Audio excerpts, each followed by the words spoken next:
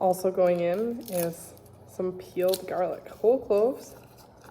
Toss them in the garlic peeler. Give it a roll.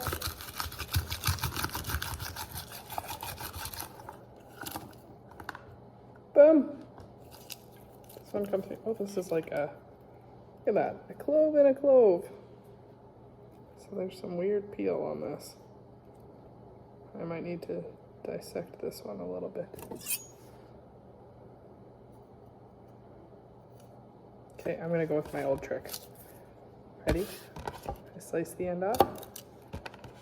Give it a little sideways pound. And then you can peel that clove right off. Look at that peel. Look at that. It's like a clove inside of a clove. You know what? I'm gonna throw this part out.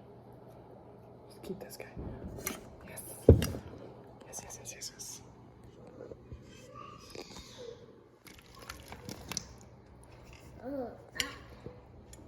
I just put these all facing up and throw them under the broiler to char them out for our sauce.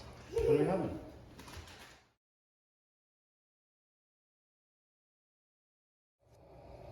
Okay, here's how we're gonna clip this together. The immersion blender end is attached. I'm gonna line it up, clip it on, release the safety, and then we are good to go.